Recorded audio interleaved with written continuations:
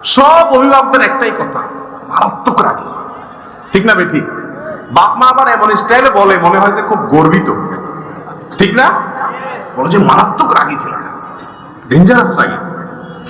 ওর ছেলে যে রোগী এটা সে নিজের বাচ্চা, ঠিক না বেঠিক বলেন? ছোট ছোট বাচ্চাদেরকেও দেখবেন গত 10-20 বছর আগেও, মুরব্বীরা বলতে পারবেন, 10-20 বছর আগেও পোলাপান এত হট মেজাজি ছিল না। এখন আরে বাপরে বাপ, চান্দির জন্য সব গরম, ঠিক না বেঠিক? কোনো ঠান্ডা মানুষ টানুষ নেই, চুলের তো নুন বেশ করলে ভাঙা শুরু করে দেয়।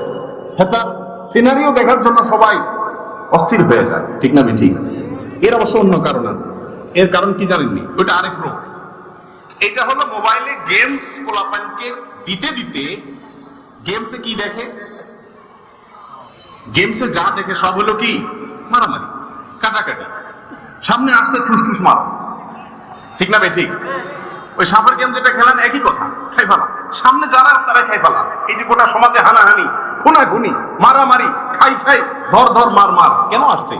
এগুলোর অনেক কারণের ভিতরে একটা ছোটখাটো কারণ এটাও যে আমাদের এই গেমসের ফিতনা আমাদের বাচ্চাগুলোকে ক্রেজি করে দিচ্ছে, এদেরকে উগ্র করে দিচ্ছে, বদমেজাজ করে দিচ্ছে, কোনো কিছু মানতে রাজি না, সামনে যা পাবে ধর্মার কা। বুঝেন নাই কথা? আল্লাহ তাআলা আমাদের সবাইকে সুস্থ মানসিকতা অর্জন করার তৌফিক নসিব করুন। বলছিলাম ক্রোধের কথা, ছোট বাচ্চারাও এখন বদমেজাজি। ছোট বাচ্চারা যদি রাগ করে, এই আমলগুলো তো তাদেরকে বলতে পারবেন না, তাহলে কি করবেন?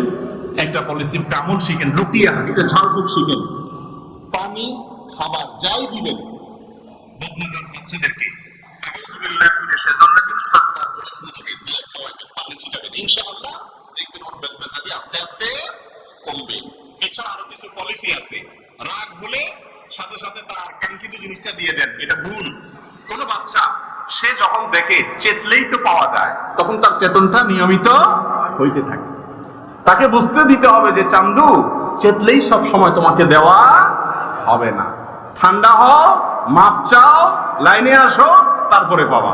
এভাবে এক্সারসাইজ করলে আস্তে আস্তে ইনশাআল্লাহ রাগ সংবরণ সেও করবে। আল্লাহ রাব্বুল আলামিন আমাদেরকে, আমাদের পরিবারকে, আমাদের সমাজকে শান্তিপূর্ণ সমাজ হিসেবে গড়ে তোলার তৌফিক দান করুন।